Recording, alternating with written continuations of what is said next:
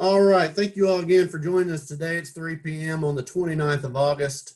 This is the International Association of Woodcarvers.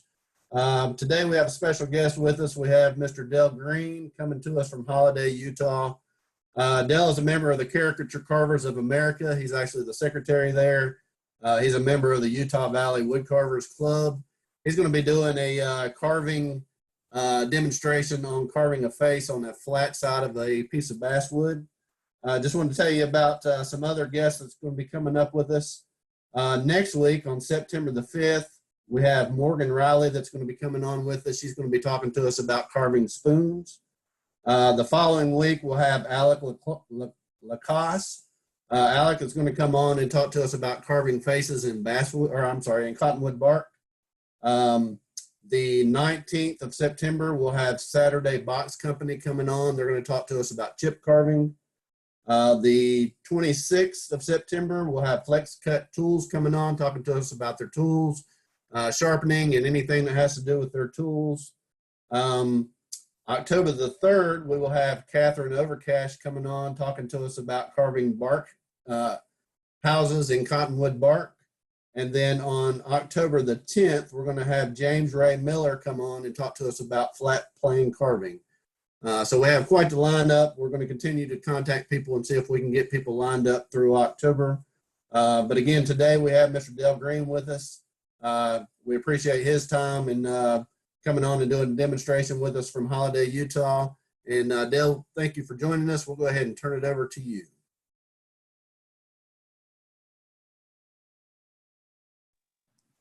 Dale, you're going to have to unmute.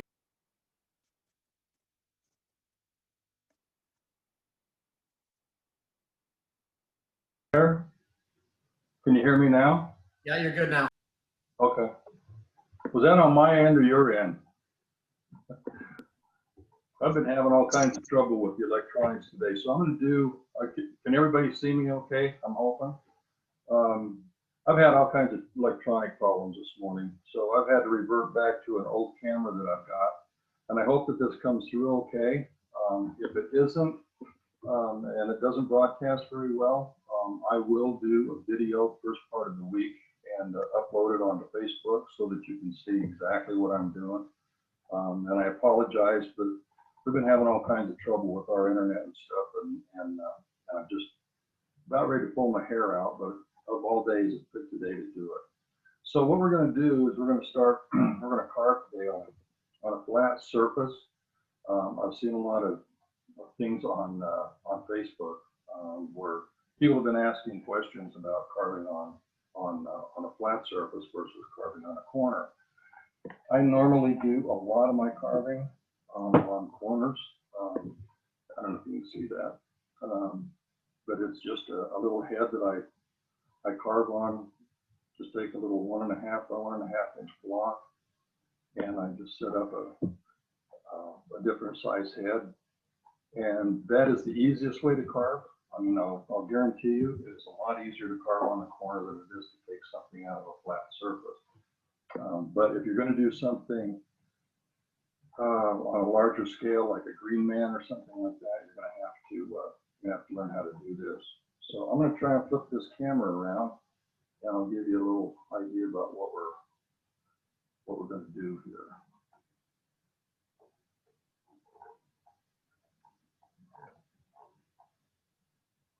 Okay.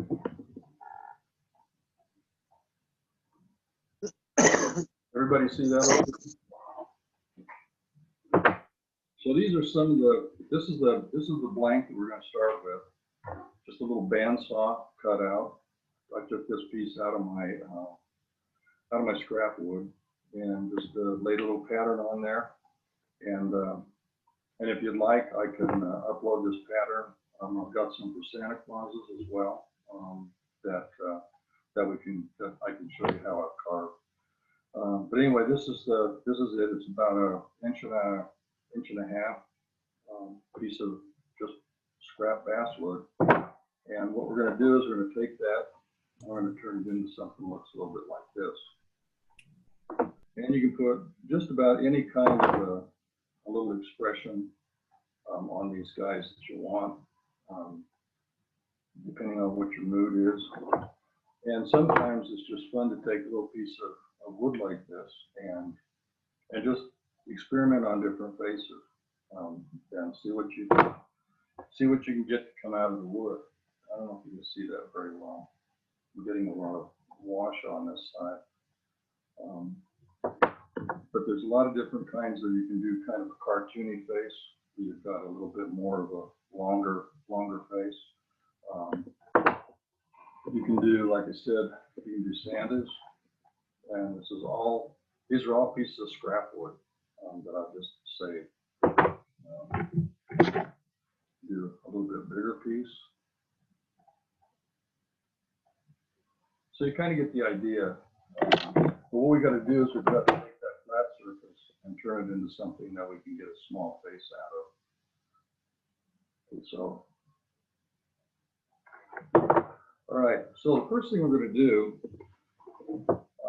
when you first start, when I've been teaching these in classes and stuff, the first thing that people want to do is they want to start carving this face out right here. They want to start working right here and bringing that face out. And while that'll work okay for you, it's a whole lot easier if you start working from the back out. And what I mean by that is you want to get the thickness of this hat taken care of before you start to take down the sides of it. So what I'm going to do is I'm going to grab, I've got it here handy, I know it's laying here somewhere. I've got a large soft V, and this is an Albany or OCCT, and it's probably about at least, I don't know, maybe over ½ an inch wide at the top, but it is a soft V, as you can see. And what I'm going to do is I'm going to come in here, and I'm going to go from that point to about right there. And what we're creating is this right here. That part of the hat. So we're just going to take that soft V, we're going to come right along there. And we're just going to cut that back.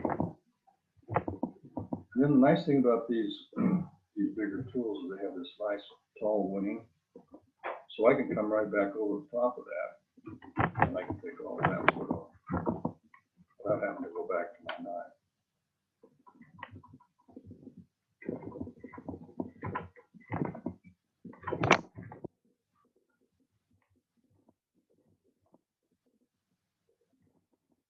And keep taking that hat back, taking it back. This arm.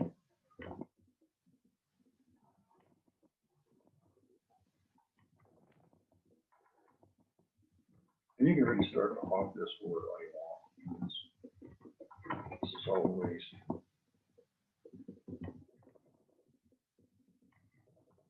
You see kind of how far we've taken that half back already.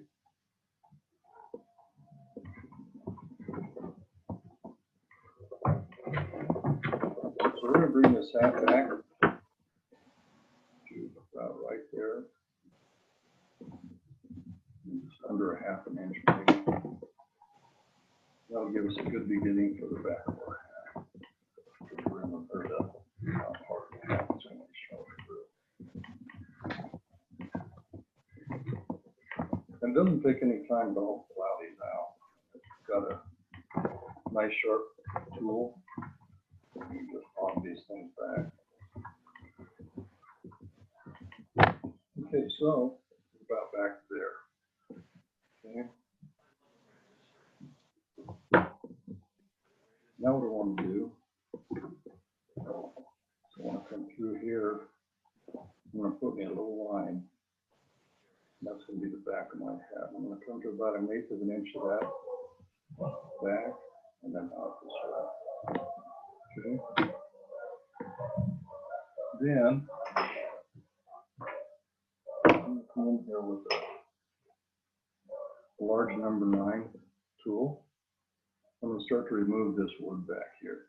And I know this sounds like, well, it seems kind of odd to be starting on the back of the hat. you're gonna see as we start to get this thing carved, why we wanted to start with the back of the hat.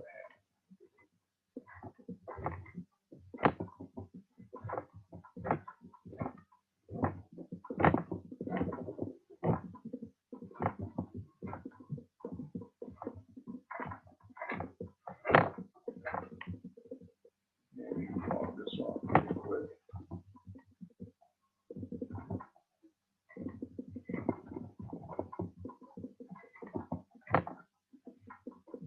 It's a little challenging because this is really not the way that I normally carve, but I've got to try and keep this thing in the camera.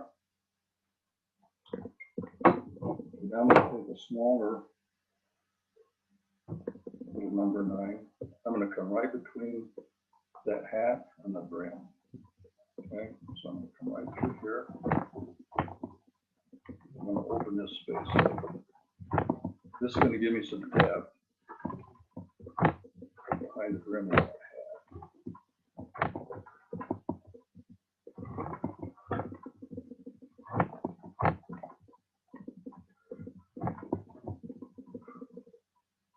Okay, so that's where we are right now. Okay, so we've got this part of our hats removed back, and we've got the brim starting to come around. And now what we're going to do is we're coming back to the front of our face.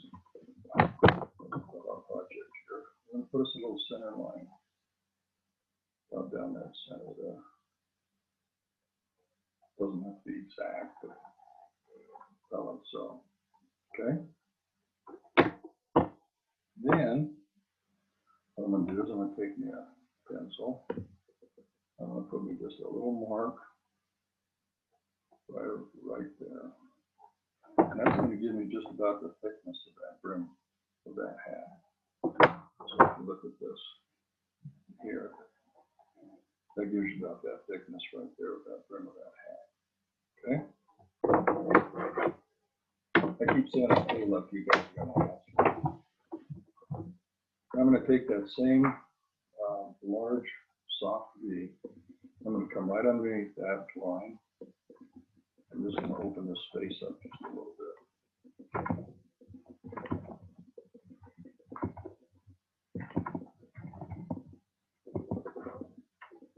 So we get something that looks like that. Then take some of this wood off. We're just going to hog this all off. Okay. So before we do that, I'm going to come over here. We've got this part done. I'm going to switch to this blank. That'll save me a little bit of carving time, so that we can get right to carving that face instead of carving the back of the hat. So we've done it on this side, right here. Now we're going to do the exact same thing on this side that we've got. That opens the back of that hat up. And then see I've gone inside of here and open this space up. Because we're going to want that so that we can drop that hat down a little bit. So I'm going to set this piece aside. Reestablish my center line. I'm going to have to come under here and put a little line back on here. Normally I don't draw all these lines on. I thought for purposes of instructing, I'd show you kind of what I was doing. I'm going to come back and open that up. Okay, so we've got that little lip under there now. Now we're going to take this little hog, and that's about about a number 3. That's a full inch, at least a full inch. And that's about a number 3 sleeve. And I use this for a lot of my hogging, and it's a great tool for getting this stuff off in a hurry. I use this a lot on my when I'm doing cutouts.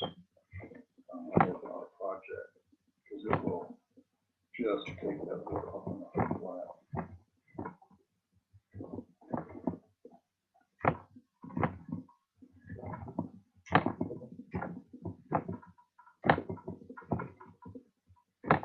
I want to come back just about to my center line.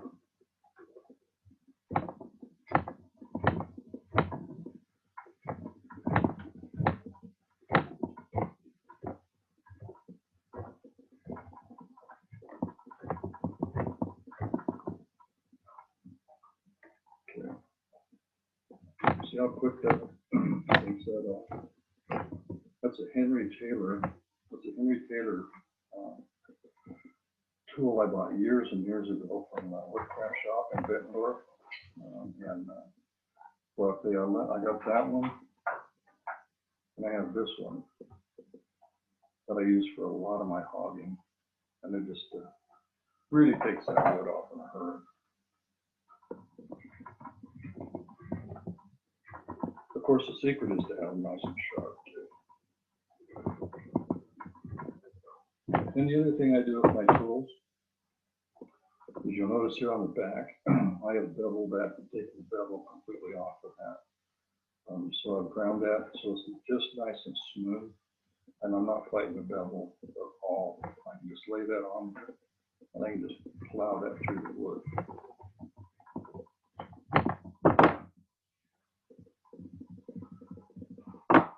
Okay, on this side, because I'm a right-hander, I can take this. What we're doing is weighting angle that we want. In just a second here, I'm going to talk to you a little bit about face planes and stuff like that. Because when you're carving like this, it really becomes pretty important to know where the planes of the face are and how you want to exaggerate those or use them to your advantage.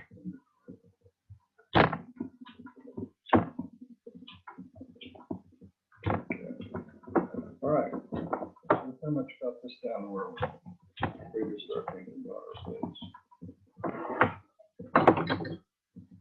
So you can see we've got that angle to our project again. So we're going to come down here and we're going to say, let's figure maybe about right there. So I'm going to take if I can find it, I'm going to take a large push tool. I'm going to start to work that thing back.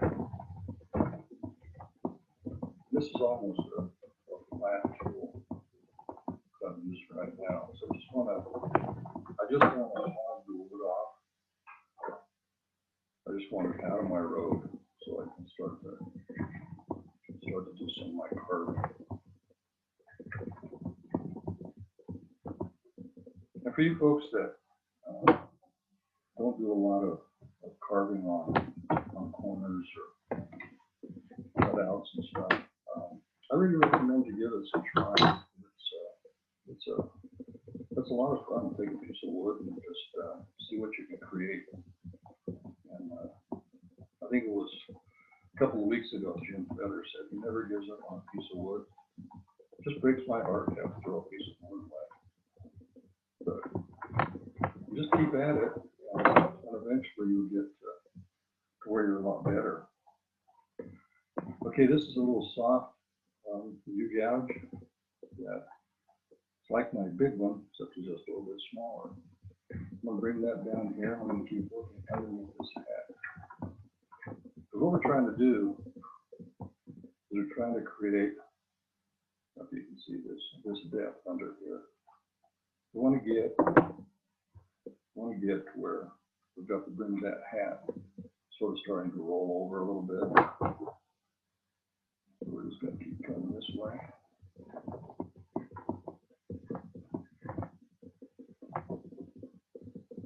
Turn this thing around.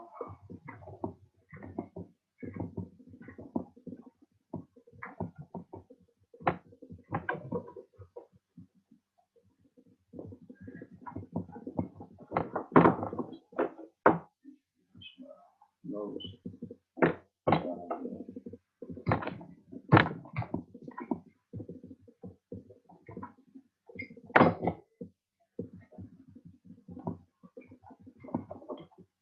carving these little fridge magnets, it becomes almost addictive because you can carve so many things and you're not using a lot of wood. You'd be surprised how many people love it nowadays.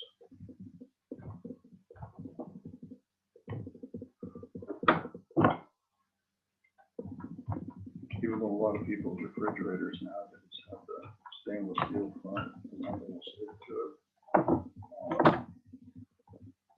You can still find some place to put these.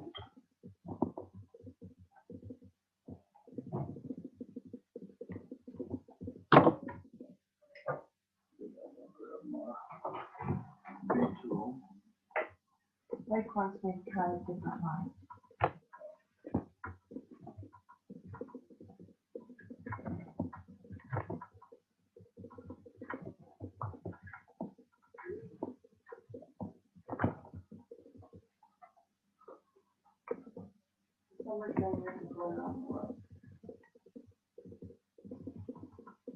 My technical assistant is in here helping me try to work on some of this lighting. It just got really dark, but I don't think you guys can see that, can you?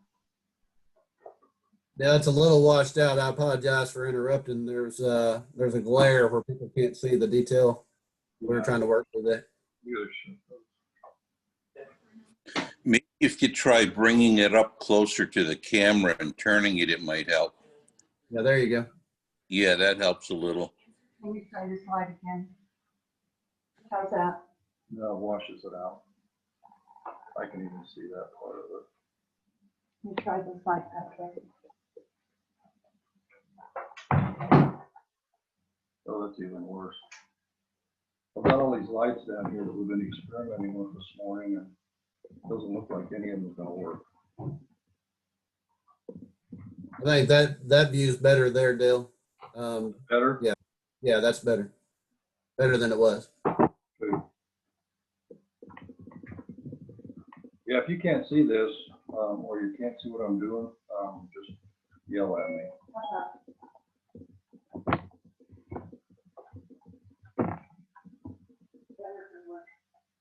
Yeah, it's all right.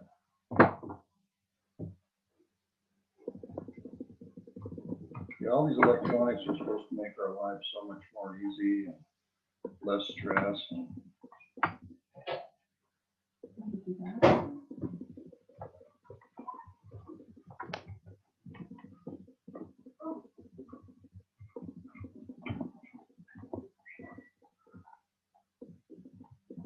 Okay, now what I'm doing now is I'm just continuing to round that face over a little bit, so I can start to get back underneath that hat. You can see, you start to see how that hat's going to start to roll. Let me take some of this corner off of here.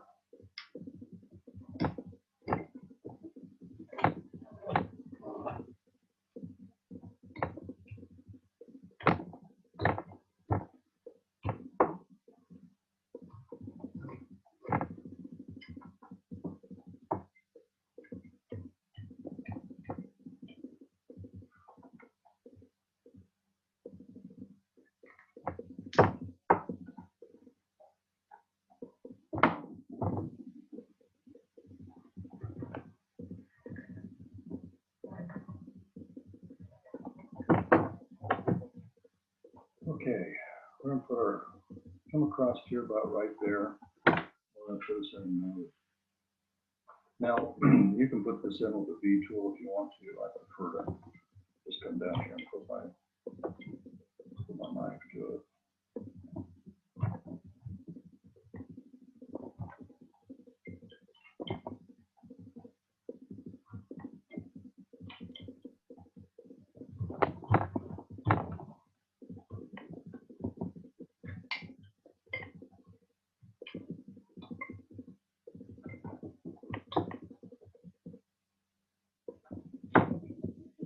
Put those wings on there a little bit.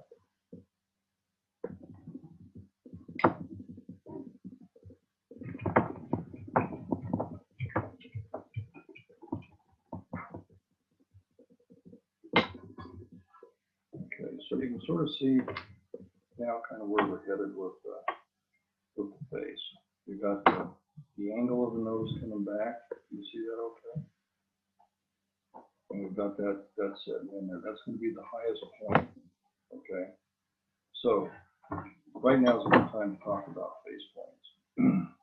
If you're just getting into carving faces, one of these little jewels is very, very important to have because it shows all the dynamic face planes on the face. And I think I got this. This has got a Chinese emblem on it, so it probably came from across the ocean. But all of your art stores and stuff carry these. Got one here by Mr. Dave Stetson that I got years ago from Dave, and I think he still carries these. I don't know, but these show excellent proportions for the planes of the face, and if you're just learning how to start carving faces and getting into it, I really recommend getting one of these study casts. They're not very expensive, but they're very, very valuable when it comes to getting the face.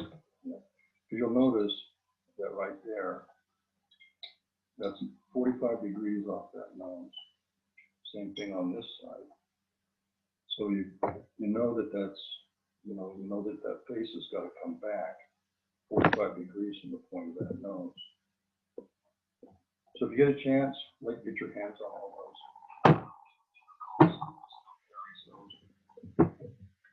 Okay, back to this little guy here. We're gonna come in here and just lay in a basic face structure. Like so. Hoping that's dark enough for you to see. And then, as you start to carve this away, if you want to leave, if you're going to have hair coming out from underneath the hat, you may want to think about, is this the place now that I need to start thinking about that? If you want to have hair coming down over its eye, like this guy here. This guy's he's got hair coming down from under his hat there. And it kind of covers a little bit of his eye. So you don't want to take all that wood off if you're planning on bringing hair out. Whereas if you're just going to do something like this little guy, this hair just comes straight out from underneath that hat, and most of his head is protruding out from under the hat. So those are some things to think about as you're laying this stuff in. Then I take a large number 11 veiner, and I come down along the bottom here. I'll leave myself a little bit extra chin, just in case I want to do something else. I want to lengthen this face out a little bit.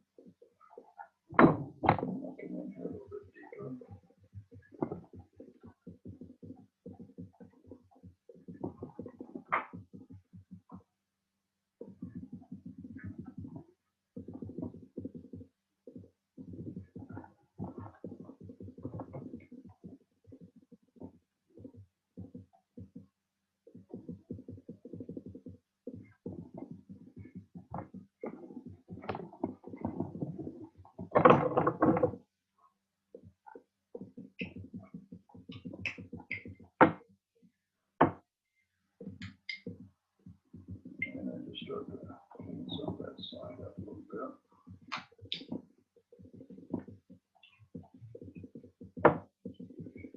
You can actually get to a point where you start to knock these things out in just a little over an hour. you kind of know what you want to do as far as the base. Okay, there we've got that kind of setting in there.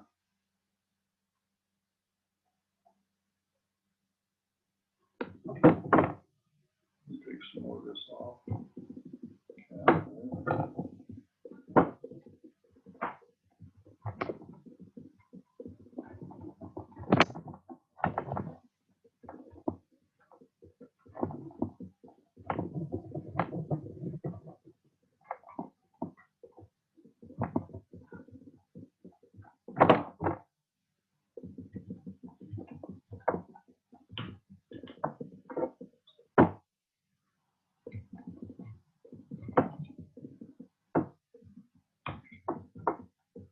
Okay, now as I look at this, I think that nose is a little bit too long.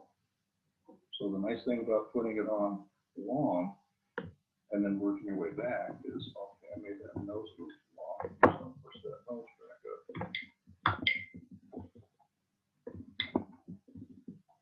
Kind of like that. So yeah, it looks a little bit better. But I still want to take this down some more. Like you said, not to hold it too close, because it gets out of focus. Can you hand me that green man, insert it over there? What? Just put that green man on the chair. Thanks.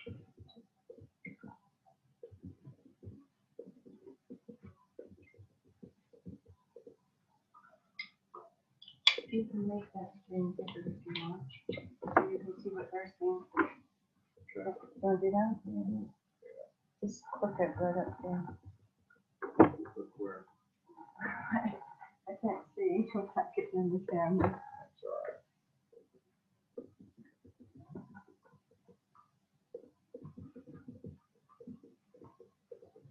all right. Sorry. Since it's good, though, it's going well.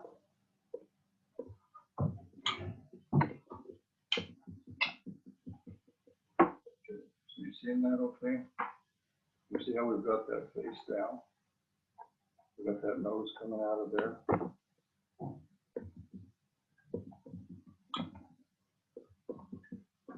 Just down a little bit more.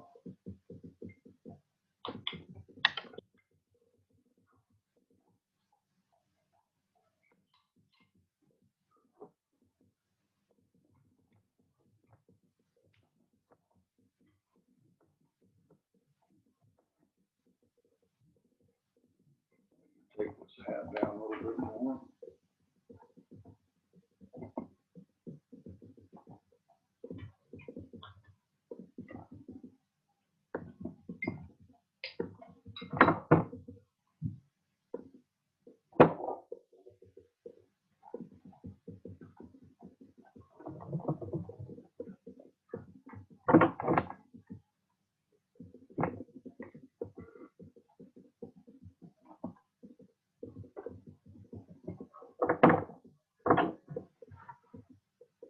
We're going to come back here, put this little center line right down through there.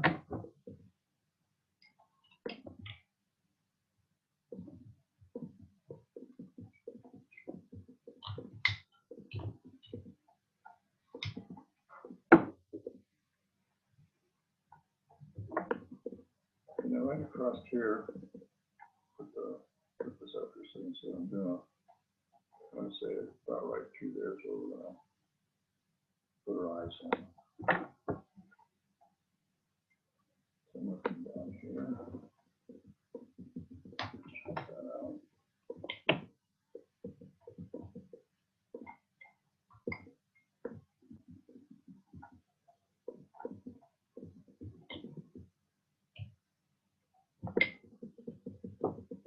Come up here and chunk that nose out.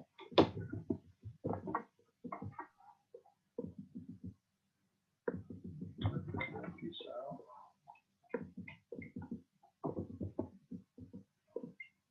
Round that over. Round that over a little bit.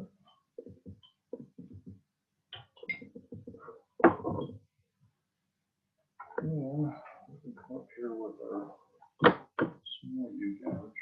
We can find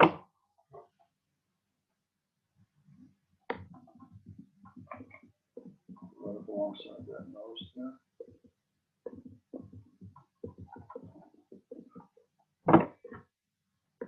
Now, I normally put my eyes in with the knife. And I think that's probably what we're going to do today.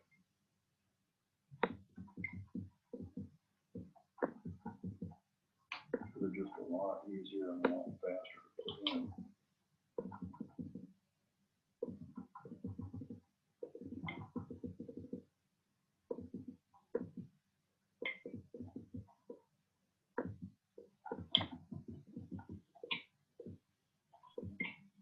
Hey Dale, there's a question in the chat. Will you be adding ears to the side of this face once you're done with the face? Yes, we will. We'll add some hair and some ears and sideburns. Yeah, in fact, we're going to bring that hair out about like so. Then that ear is going to come right across. There's going to be a little bit of sideburn there. And then that ear is going to be sitting about right there. We'll do the same thing on this side. A little sideburn down here. And bring that ear. All right, like that.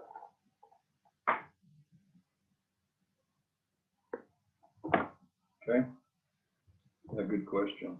But I'm going to take this. I'm going to take this back a little bit further before we do all of that.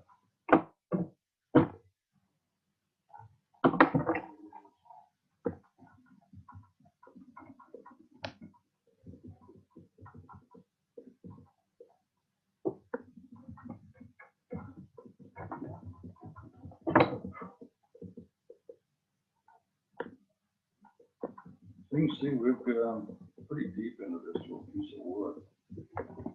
Get that face out of there.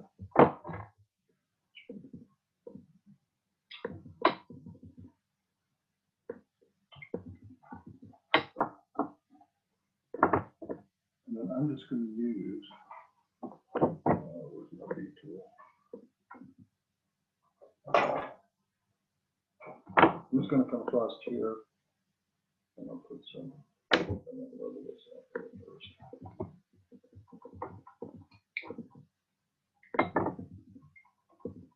Do the same thing on this side.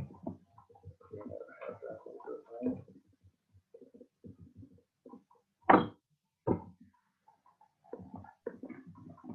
And Dale, someone asked, what was the thickness of the wood that you started with? It's about 1.5 inches, 1.25 inches. Either one of those two will do one. I think this one here is a, let me grab my tape here real quick.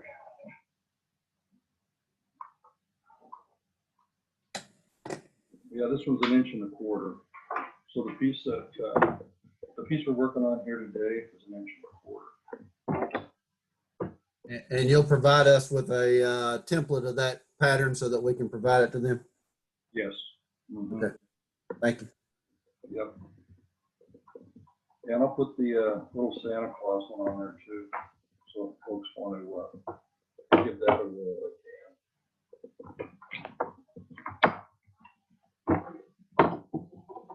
Because people love getting these things for Christmas presents, and especially the little Santa ornaments.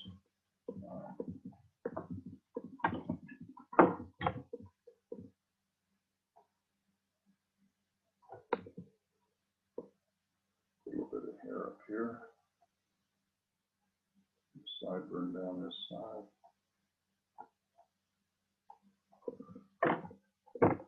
I'm just going to come in here now and cut that in with a B tool. Come straight across there. Go up this side. Around the ear.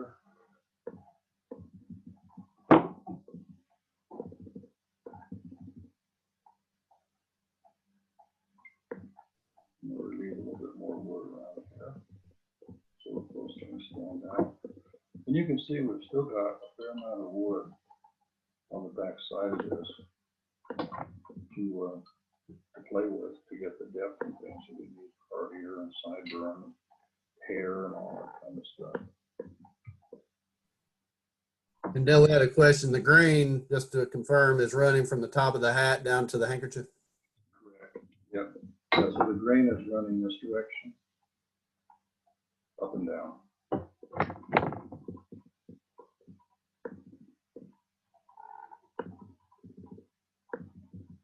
Yeah, you can actually order fairly large chunks of wood that's already cut, an inch and a quarter, and you can carve literally hundreds of these things out of. You get a big block of wood like that, and you can knock these things out pretty quick.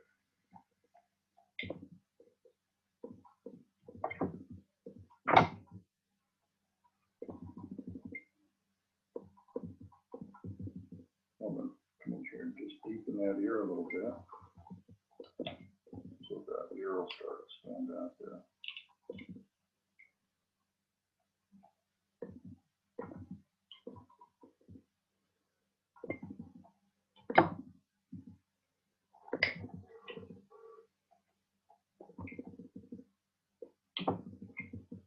Okay, you see that? Okay. I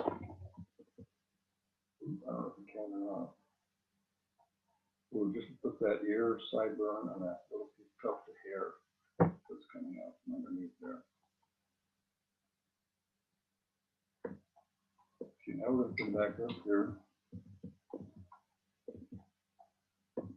Not sure how we're doing on time. Yeah, you're in good shape, Dale. Keep going. Okay. I don't want people start going to sleep on me. Here's somebody snoring. It's probably just Bob Hershey. Now we're going to come over here and do the same thing on this side. Just put a little tuft of hair coming out of there. There's a little sideburn down.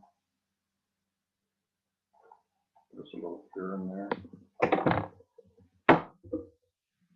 Same thing over here. Get that marked in with your V tool.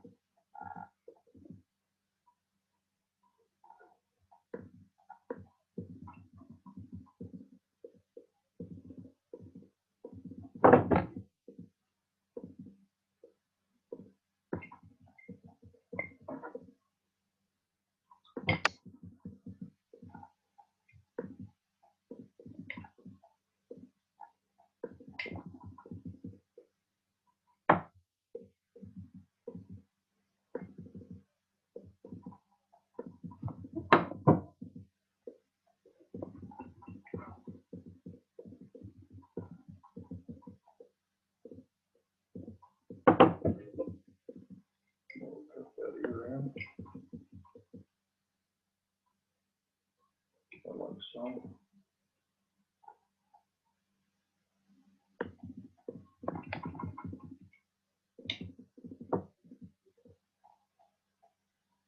This up a little bit.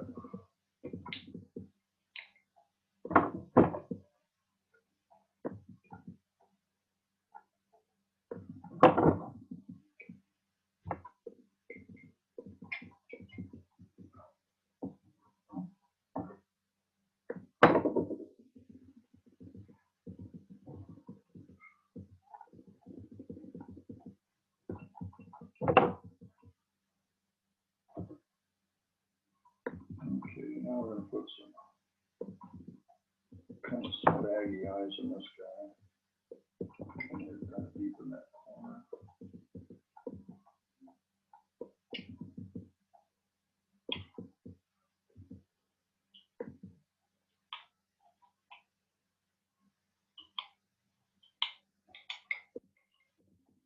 I think when I do that video, I'll probably put some different eyes in just so you get a chance to see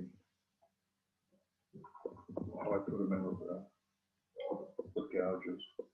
So I'm coming up there now and I'm just creating that upper eyelid. I'm just pushing my knife blade in there, popping that out.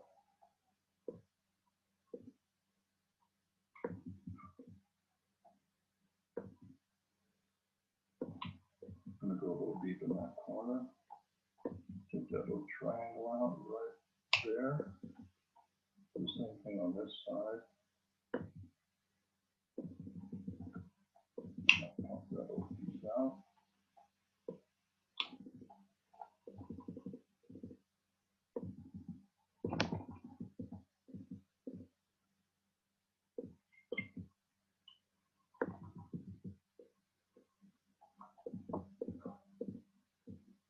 Okay, so we've got our eyes kind of roughed in there. Come across, try and give them a little bit of a tempo.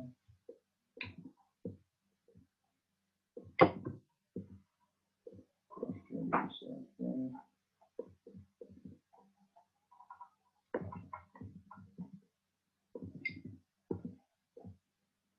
And when you're doing this kind of carving, you want to be aware of where the knife tip is, so that you're not cutting into this wood that's down inside here, because then you're going to get those dreaded fuzzies that we all love so much. Okay, so there's our beginning of our eye. I'm looking at that and I'm thinking, well, that nose is still a little bit long. Back just a little bit more. When I routinely do this, I tend to carve my noses a little long, and then I can take it back as I need to. So I can always move this stuff back. I can't add it on if I cut it off. And I don't know if you guys ever have that problem, but man, I have it all the time. Okay, so there we go. Now what I'm going to do is I'm going to come in here with my knife tip. I'm just going to cut a little small eye right in that corner. A little small eye right in that corner right there. Take this down just a little bit more. I want that to be the end of that eye. Kind of create a little eye socket in there.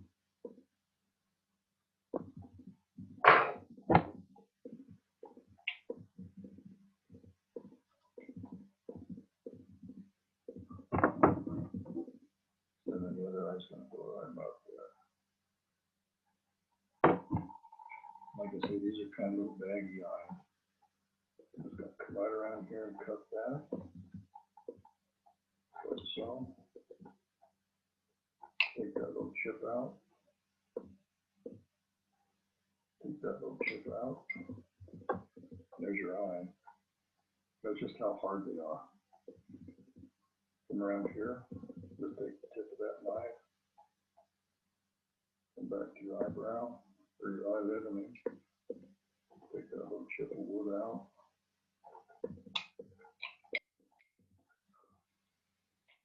There's your eye. Very, very simple little eye.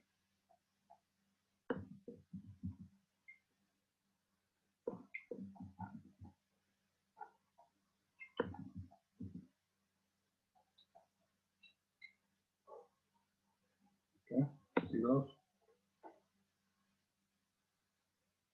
And I just did that with the tip of my knife. And I'm using my regular carving knife. I don't use a detail knife, or because that tip goes out there far enough that I can, or goes out there to a point enough that I can get into the toughest spots. Okay, now we're going to come along here. Make another decision right here. Do we want to put a mustache on this guy, or do we want to just put a smile? Do we want open mouth? What do we want to do?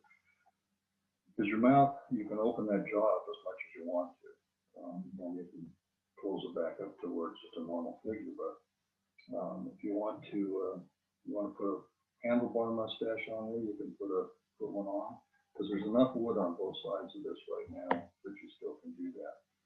We're going to take a lot of that off as we thin this guy down a little bit. But I think for today's purposes, we're just gonna come in here and carve this guy a little mustache, kind of cross like so. And we're gonna put it inside his cheek instead of on the outside, because a lot of mustaches you'll see on the outside of the cheeks. This guy's gonna have this, so it's more like this guy's. Very easy product, very easy little face to carve. So we come off the wing of that nose. And I'm going in there pretty deep. Doing the same thing on this side. And I just push that knife down into that wood. Same thing here.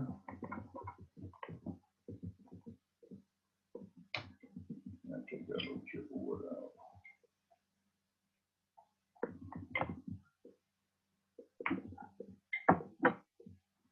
Same thing over on this side. And that really breaks that nose out. We do that.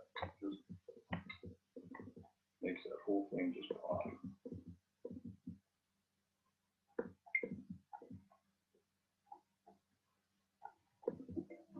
I'm gonna come down around the side of that. Take these jowls a little bit. See that face of the plane of the face that I was talking about? Come right up to that cheek. Pop that cheek out. Do the same thing on this side.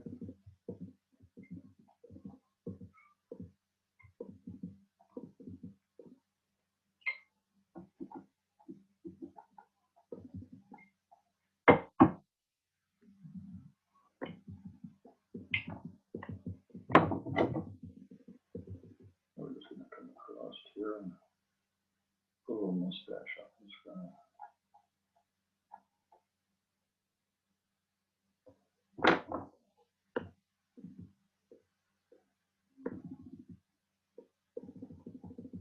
I'm just using the tip of my knife right across there.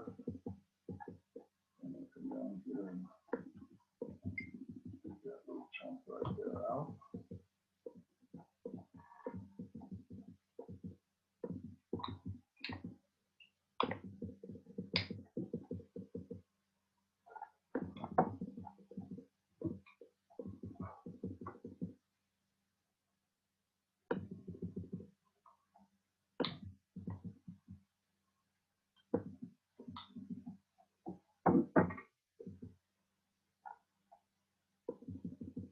And his chin is way too long.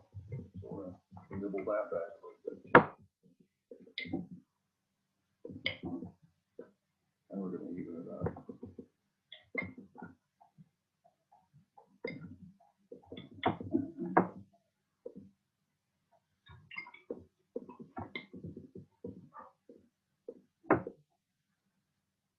Okay. Now we're gonna come in here and round this over a little bit more and even that up. Come across.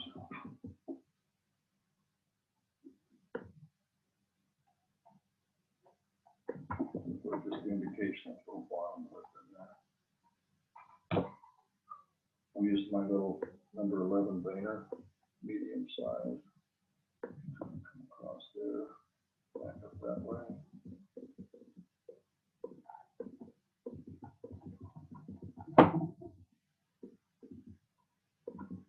Keep that hood off behind that.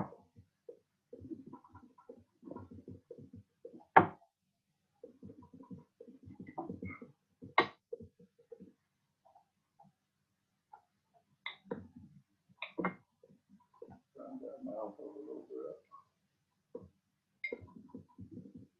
A little shadow line inside there.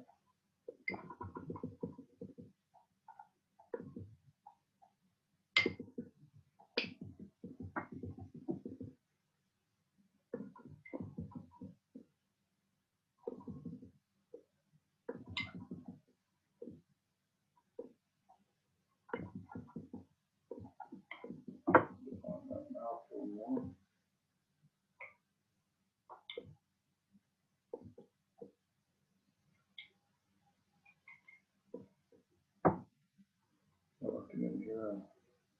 underneath that. I'm just going to open that up just a little bit. So it just shows just a little shadow underneath that mustache.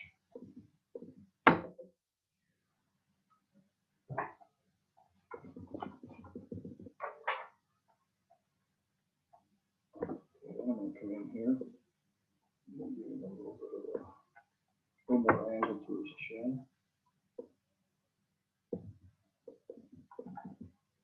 Even that off a little bit. Get that harsh edge off of there. I'm going to give him a Kirk Douglas chin right there. Okay. All right, now we're getting down to where we've got our face just about done.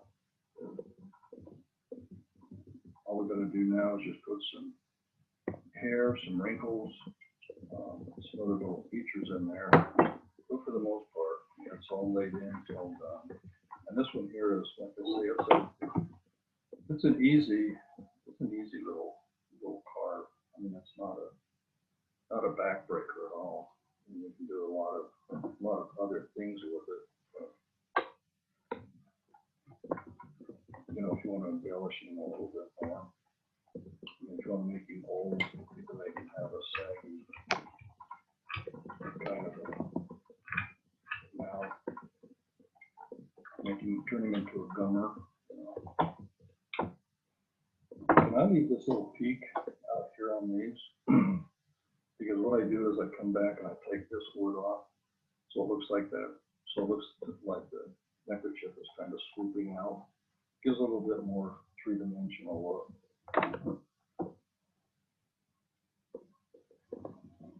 Okay, so we're going to come down here and take a little bit off of this. I'll show you how to finish this. The neck.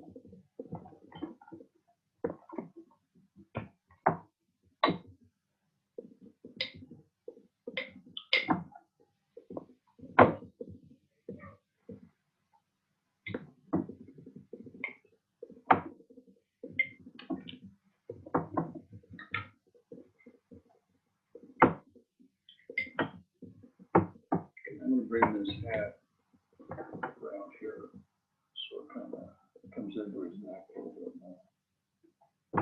It just gives a little bit nicer appearance to the hat.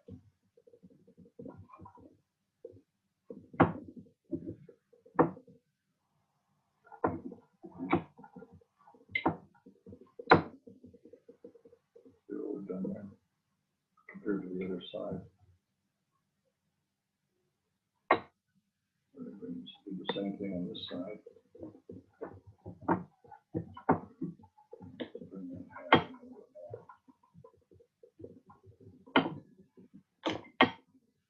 more. Now you can actually make these. I've done a few of these with them. So there's a little bit of a chest showing on here. Like if you want to have you can draw your pattern so that there's more wood down here, and you can put shoulders and small shoulders, and then you can put like a little vest or something like that on him. You can also, instead of having the knot in the back, you can put the knot over here on the side so that the knot's showing. That's kind of a nice little feature. Like I said, there's just no limit to what you can do with these things, and they're just about how much fun to carve. When I'm working on a big project or something like that, and I get a little bored with it, I always go back to these little guys and carve up some, just to remind myself that I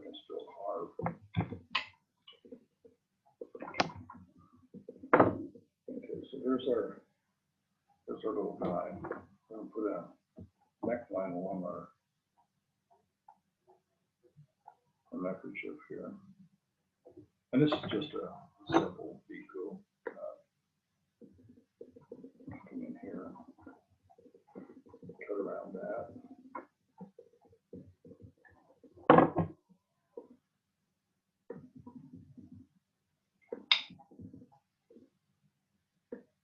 Come around, cut on that.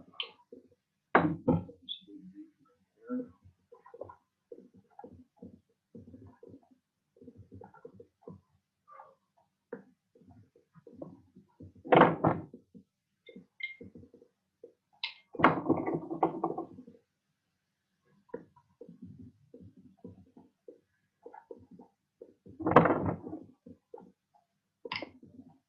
Round that over.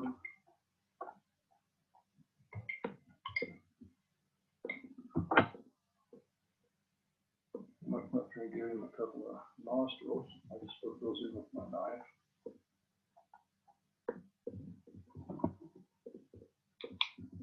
Pop that chip out. Same thing on this side. And pop that chip out. If you've done it right, the chips will pop right out of there.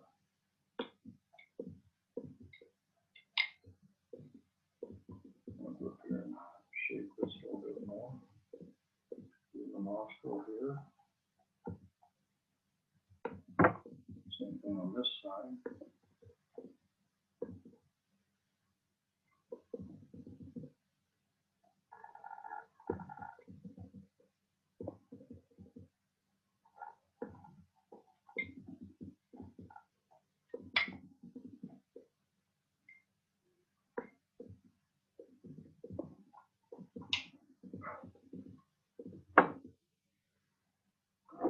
Okay.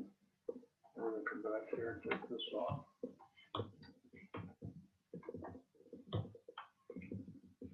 Like I said, this just gives it a little bit more dimension if you've got hanging on a fridge or on a wall. It gives the appearance that with that neckerchief just kind of sticking out away from the flagpole. You just drill your little hole in there, stick the magnet in there. Now, the last thing you want to do with this guy, he needs he's got a little bit of cleanup issues here, but you doing okay on time, Blake?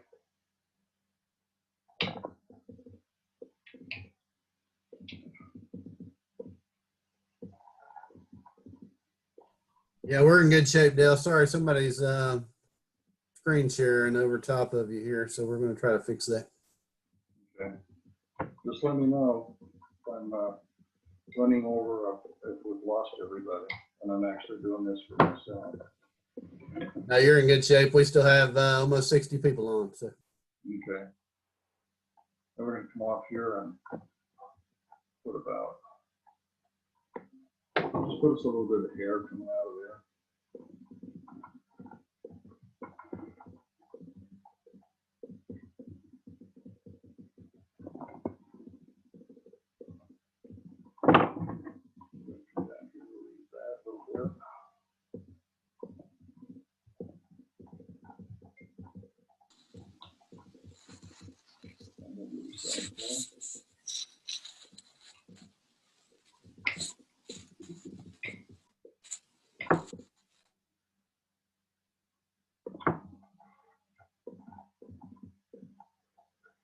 Come around and cut that hat back so that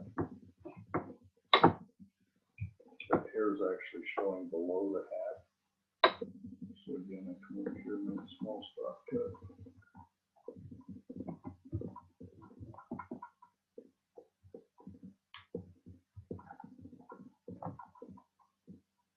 With that hat kind of look like so. Then all you have to do is just decide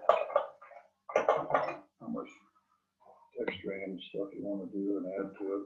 how much you want to embellish this little guy, but I'm just using the V tool to come in here, establish a little bit of hair.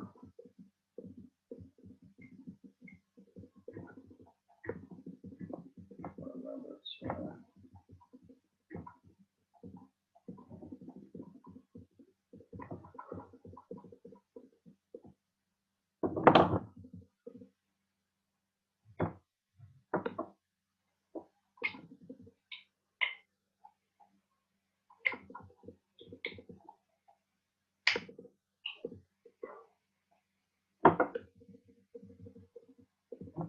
that's about all there is to putting the hair on him.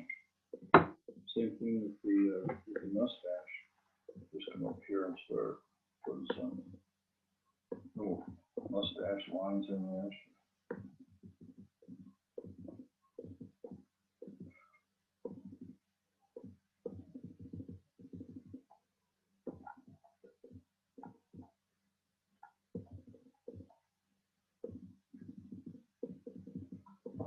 And I like to come back and break that hard line up with some little individual cuts. Just take those out of there.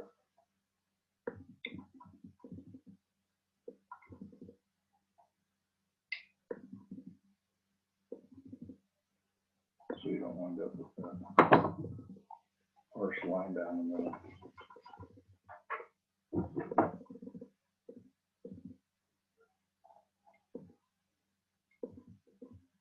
If we can get rid of those hard straight lines, this makes for a lot better carving. So you can kind of see what I've done. I guess you can.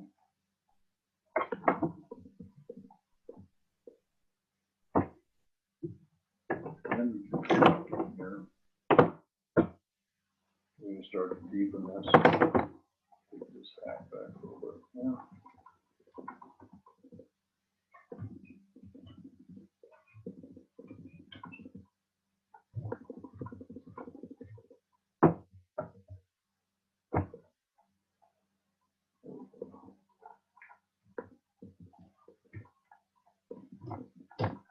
And I like beat up old cowboy hats on my guys. So the more beat up and rough looking they are, the better I like them. And even if you put a hole in it, it's okay. I've seen a lot of cowboys with holes in their hats.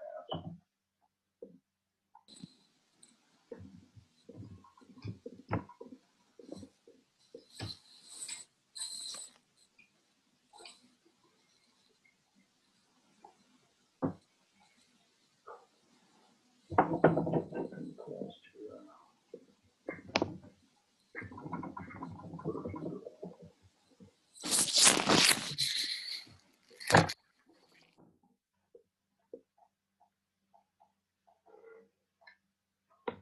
So we can beat the top part of this hat up a little bit.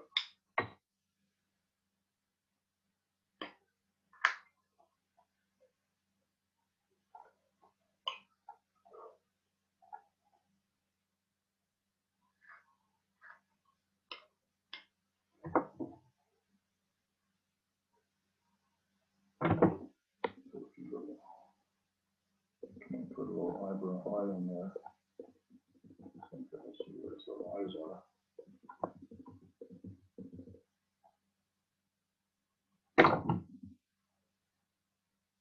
Take that squareness off of the nose.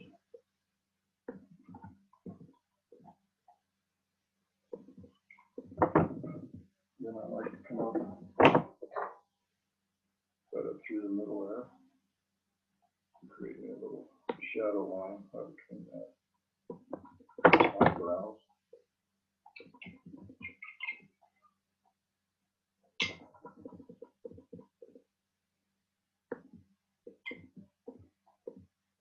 I think we can put a couple of little wrinkles in here.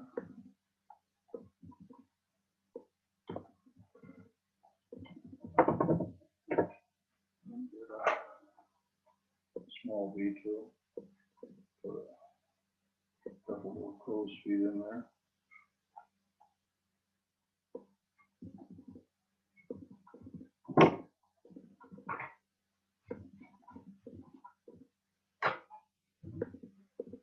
that pretty much finishes this little guy up outside of putting in the rest of the hair. Put some hair over here, hair over here, and hair over there. But he's pretty close to being done. A little bit more embellishing on the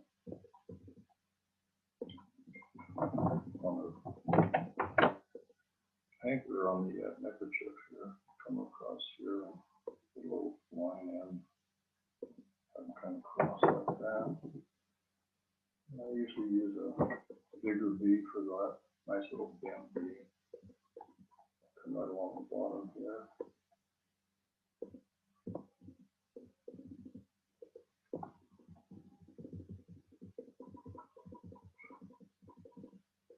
Do something on this side.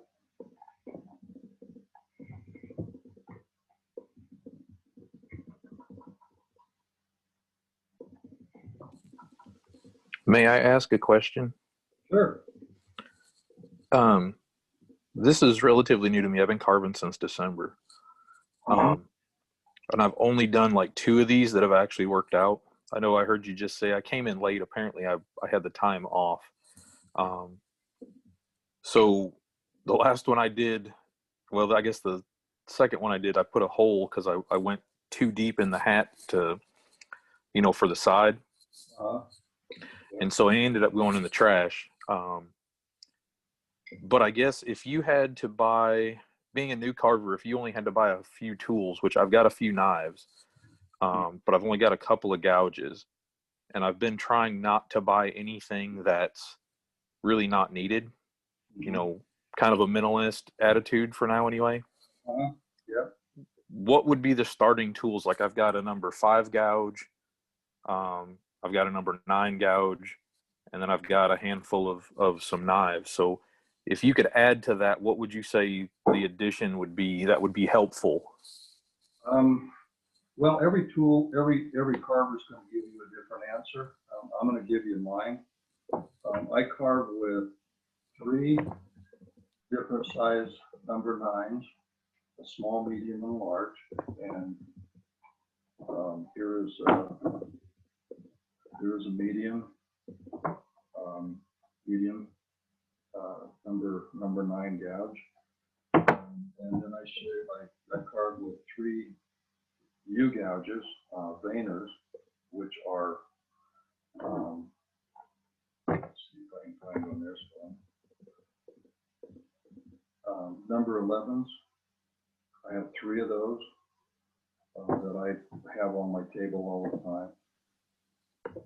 And then I have that rough-in tool that I use. And that's a number 3 sweep. It's wide. It's about 1 inch wide. And then I have a small, medium, and large V tool. Like that. Okay, so is the veiner like a soft V? No, a soft V. A soft V is something that looks like this. Okay. But So what's the veiner? I guess I keep seeing these. I just thought that was like a number 9, like a U tool. a veiner has a much higher, has a steeper wall. Oh, okay. I mean, these are very similar tools. I mean, you look at this, if you look at this large one, the soft V that I use, it has veiner capabilities, but if you look at a veiner up close, and I'll try and get this so you can see it. I don't know if that's showing up very well. But you see how steep those walls are? I mean, that's what gives you depth in that cut. Okay. You can go in really deep with a veiner. And they're each one of those tools have a specific function that every carver, as you carve more and more, become used to, and then they have their favorite tools that they have. And I've gone to a lot of classes, and you guys walk in a toolbox and you flip that thing open, and there's got to be 60, 70 tools sitting in there. There's no way you're going to use all those. I mean, it just isn't. And that's just my own personal view. After having spent thousands of dollars on tools, and I have every tool that's ever been made, and I probably have 2 or 3 of them. So you just, you just buy them, and or you use them. You say, well, I might be able to use this, what I do is I find that I have about 9 or 10 tools that are sitting on my table all the time, and that's all I carve with. 90% of my carving I do with this guy right here. That knife. That's just evolved over the years. I mean, it really has. I did not start out that way. I started out, I had 4 tools and a detail knife and a rough end knife. The very first class I went to 25 years ago, and I walked in there and I had my little bag of tools in a brown paper bag, and then I just slowly started buying more and more tools.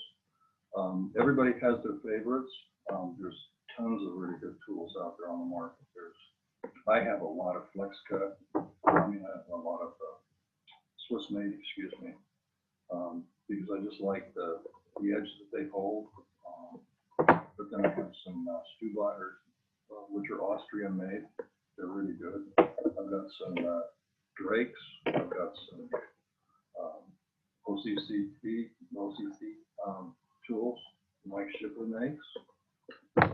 So I got a couple of, like I showed you, the Henry Taylor. I've only got two of these. They're a little pricey, but they will. I mean, my great grandchildren will be using this tool. I mean, it's that kind of steel. So it's all personal. Oh, and then I use these push blades for removing wood. But I do a lot of carving from cutouts, and so I want something that's going to take that wood off in a big hurry. And What was the last one that you just showed us? this is a tool that I carry. I have these in 3 sizes, and I'm not trying to sell stuff to people today, but this is a little tool that I have. Heineke makes for, Helvey makes for me, not Heineke. And I got a wide one, a medium size, and then I got a small one. I have those 3. Okay, that's why they look familiar. They're Helvey. So, are those all thumb nose or thumbnail, or are those the bull nose? And they're all, and they've got a slight curve to them. If you look at this on the back here, it's got a slight curve. I don't know if you can see that. Okay. But I use those quite a bit. But those other tools are the ones that I use primarily. Thank you. Uh-huh. Okay, Blake, I think that's pretty much this pretty much carved. This little guy's done for all intents and purposes. You can take this half back a little bit more. Hey, Dale, before you finish up, I'm sure this is a popular question. Tell us a little bit about your finishing process, since we're not going to go through the painting and stuff. What do you do to try to finish one? Okay, yeah, happy to. I'm actually going to be posting a couple of painting videos because I've had a number of people ask me that too. I use a Danish oil, a Watco Danish oil, or if I can't get my hands on that, it's becoming harder and harder to find the natural Danish oil. Then I use Minwax 209. It's a natural clear varnish, and it's and I put in. I take about half a can and I put it in a separate can. I buy extra cans at the paint store, and I'll take about half of that, put it in a can, and then I'll take about 1.5 inches long strip of artist paint, the raw sienna, and it has to be artist paint, so it'll mix with oil. You drop it in there and you whip it all up, because I like it to create kind of a golden. If you look at I don't know if this is going to show up very well, but this carving hasn't been dipped, and this one has. This one shows up maybe a little bit better. but I want that wood to be a little golden brown. I don't want it to be white when I start painting it. And a lot of guys use boiled linseed oil, and I've used that. That works good. But I just really like the look that Minwax, and I think it's number 209, used. And it dries quickly. That's the other thing I like about it. It dries quickly. But then I put that raw sienna artist paint, oil paint, and squeeze about 1.5 inches into that and just mix it all up. And then it creates this kind of golden look. And I've had some carvers tell me that they've used a regular Minwax that has already been tinted. I haven't been able to find one that I like very well, but that works well. And then I let that set. Like I say, I can paint in about a half an hour using that Minwax. It dries that quickly. And then I use an acrylic paint, thin down to a wash. And I tend to paint really thin. So when I say it's a wash, it's really, it's almost a watercolor, because it's really just tinted with a little bit of color. Because you can always add more paint, but if you put too much paint on, then you lose the appearance of the wood.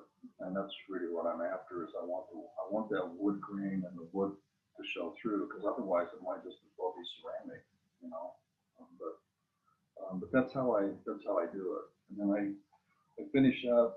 I let that dry. Usually you let it dry overnight, and then I will dip it in an antiquing.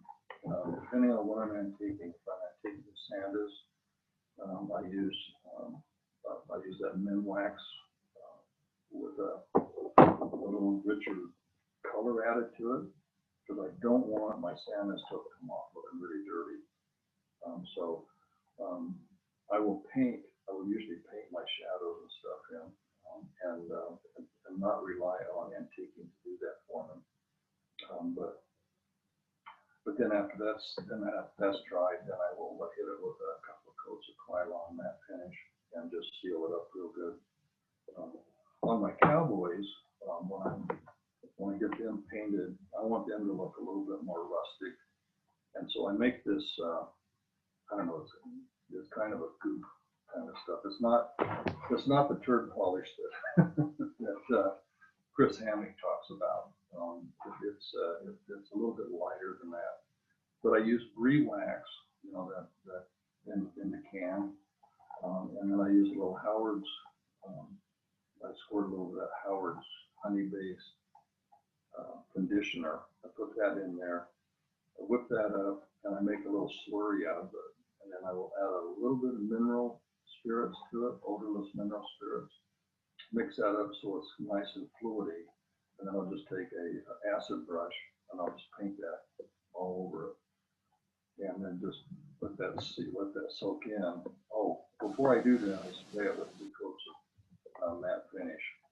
Do not put antiquing on your carving unless it's been sealed. The results are disastrous if you do that. It'll just go right into your paint. That ruins the set. Just goes right into your paint and just ruins it.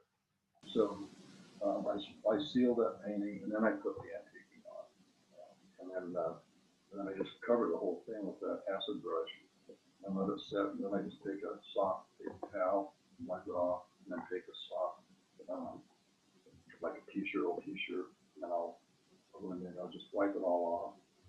And then I'll take a little Q-tip and I'll dip it in the mineral spirits. And then I'll just clean those eyes off, because I want those eyes to be bright. And then I'll let that sit for probably at least a week, because it takes that wax and that Johnson's that long to really kind of set up. And then I'll spray it with a matte finish and seal it up. That's kind of what I do with my projects. And I'm still experimenting with painting. I've gone back to some of my watercolors. I used watercolor paint for a long, long time on my projects. And I really liked the look of it, but I kind of got away from it because I got lazy.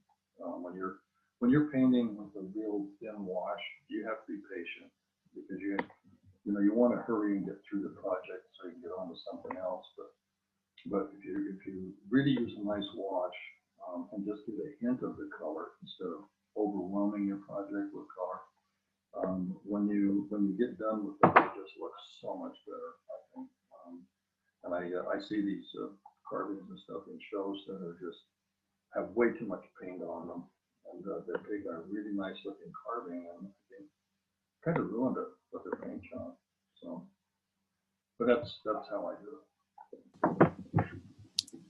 it. Do you notice that the 209 that you're talking about Huh? using, because I have some times where colors tend to bleed, where it like sucks it into the wood, but it like say around the cowboy hat and then it sucks it into the face. Yeah.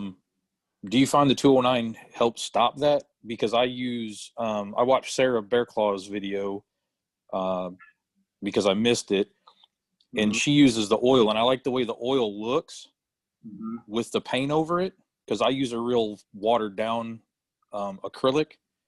But I'm noticing like the more water I add, the more of a tendency I'm finding in certain areas that all of a sudden it'll suck it into a spot that I don't want it to suck it into. Yeah. That's a good point. The oil really helps to control that. You'll get, if you paint it and it's still wet, it will tend to, and the oil hasn't had a chance to dry, really completely dry, it will tend to bleed into other parts of it. Okay. And the places you have to be really, really careful are on sanders around the fringes and around the beard, because it will bleed into it, and it tends to follow the grain of the wood. So it tends to, if I was painting this face and I was putting rouge on it, it could start to bleed down into that mustache, which you really wouldn't want to do. Years ago, I used to paint wet on wet, and that was really a challenge because your project is completely wet and you're putting wet paint on it. And if you don't have it diluted enough, it will really start to bleed because the wood is completely wet and you're putting more wet on it with your paint. That does tend to bleed across the parts that you don't want it to. So. But I haven't had that problem with using the wax. Dale, question. Given your choice, would you rather carve that cowboy off of a flat block or a corner piece? Well, I'd much rather carve it off the corner. You'd rather carve it off the corner? Yeah, just because it's so much easier to do. Because if you have, if you're carving off a corner like this, your angles for your face is already sitting there. So you don't have to take that back to start establishing those planes like we did in the beginning. Right. But if you're working on a project and you're going to do, let me see if I can get this guy in the picture. If you're going to do a project on this scale, I don't know if you can see that very well. This came out of this is a green man that I did some years ago. And this all came out of a 4-inch block of solid basswood.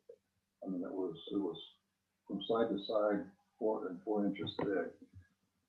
You still have to know how to get that face so that you get the dimensions of the face. In other words, you get the planes and stuff in, even though you're doing a green man and you got these leaves and stuff all over here, you still got to get that nose. There we go. You got to get that nose out of there, so that you get so it doesn't go flat. You know what I mean? So it's a good skill to know. because you're not always going to carve on a corner. But for me, because I just, like I said, I'm lazy. I mean, I'll just pick up a block like this, and then in a matter of a couple of minutes, you've got your head all laid out there, and you're ready to start putting your expression on there. Yeah. And speaking of expressions, I want to show you something else I brought along. I'm going to see if I can't flip myself out of here. Let's see if I can get back to my camera. Bear with me, I'm going to try and.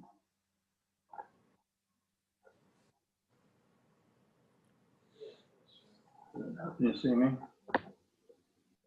Are you still seeing me okay? Blake, are you there? Yeah, you're good. You're good, Dale. I wanted to show you this book. Whoop, there it is. A few times on this and on Facebook, I've noticed people saying things about expressions. And this book is called Facial Expressions. I don't know if you can see it. And it's by Mark Simon. In this book, there's every expression you're gonna run into in the world. And the thing that I love about this book is that it has it across ages. So you can see different expressions on children, you can see different faces on adults, on old people, women and children. But you get a whole there. And this book is just full of thousands of these. And it's probably one of the best resources I have in the shop as far as when I'm looking for, expressions. There's even a few in there on horses and animals, and I don't know why they just throw them in there. But if you're interested in learning how to do facial expressions, this is my go-to book. This is when I'm looking, if I'm thinking I'm bothering an old man, there's a whole section in here on old men, old women, and it shows the different facial features, the different planes of the face and all of that stuff. So it just makes it a whole lot easier to see. I mean, I used to have a big mirror in my shop, and I'd pull these faces, or when cell phones came out, I used to do selfies, and I had all these weird kind of photos of myself with these different pictures of my faces. But that book I found is invaluable. You can find 1,000 different kinds of expressions in there. And like I say, it crosses all ages, so it's really quite nice. Any other questions? Hey, Dale, I had a question. Okay. At what point in a carving, you're doing a full figure, do you decide that carving is now going to be part of another scene or a standalone carving or a carved base? Do you have a specific goal in mind prior to, or does it kind of develop based on what the carving is, or your journey through the carving?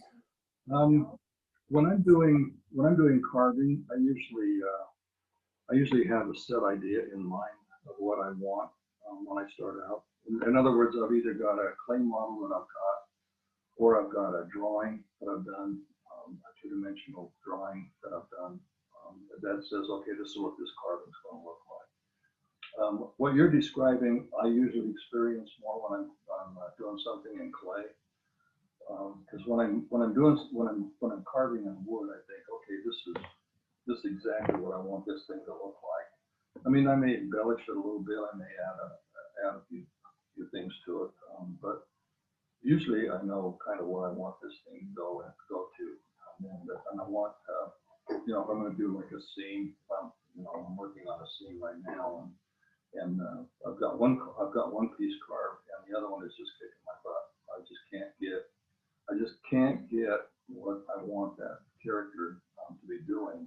I've got the other guy all done. It's ready to be But I go through what you just described a little bit more when I'm doing stuff with clay. If I'm working up a piece and I want to get that tip, tilt, twist, turn going on in the body and getting everything just right. And then I want it to be able to say something when it's all done. You know what I'm saying? I mean, so it's, I tend to work those kind of things out in clay long before I ever take it to a piece of wood. So once I start on the wood, I'm sort of committed. I kind of know, okay, this is what I want this. I want this thing to look like this. Does that answer your question, Dwayne? Yeah, thank you, sir.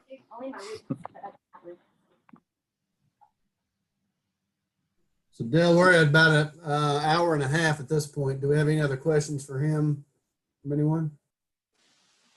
I just have more of a comment. Man, I'm sorry I missed the beginning of this. I got to figure out the time. Apparently, I messed up. But what I did catch was awesome. And so I've got to go back and rewatch this once it gets posted. But you were talking about once you're committed. I just started one of these yesterday, and I cut the brim of the hat off because I was like with the grain of the wood and didn't realize it. I'm still learning this, obviously.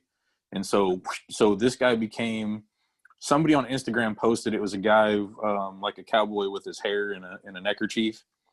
So mine just ended up turning into a caricature with I don't know, I can't remember what they're called, the chest and the head mount. So anyway, that was my first one, but my cowboy ended up getting screwed up because of that. But so I know where you're talking about, but mine always seem to go awry, and they always end up half the time turning into something different. So thank you for doing this. And again, I'll have to go back and catch the video once it's posted. So Blake, is this Central or Eastern? Where did I mess up at? We are 3 p.m. Eastern time, so we do that so everybody can kind of work their schedules around what time zone they're in. Okay, I was thinking it was Central for some reason, so I hopped on at 3 Central and I came in on the end. So I'll try and get it next time, man. Thanks, guys. Yeah, and the good thing is we'll go ahead and post the videos out on YouTube and Facebook after the meeting's over. Anybody who missed part of it or wants to go back and review it, they can go back and do it at that time. Yeah, and like I said at the beginning, I will post a video online on Facebook of this using my other equipment, which will autofocus and the lighting will be much better and you'll be able to see a lot more.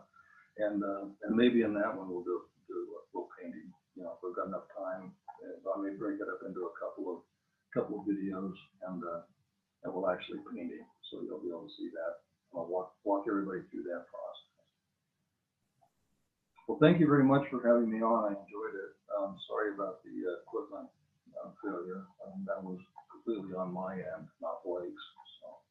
Thank you, Dale. Yep. Yeah, Dale, thank you so much for joining us, and I'll go ahead and stop it here. Thanks again for all your time. Thanks for what you share with the carving community through the Caricature Carvers of America.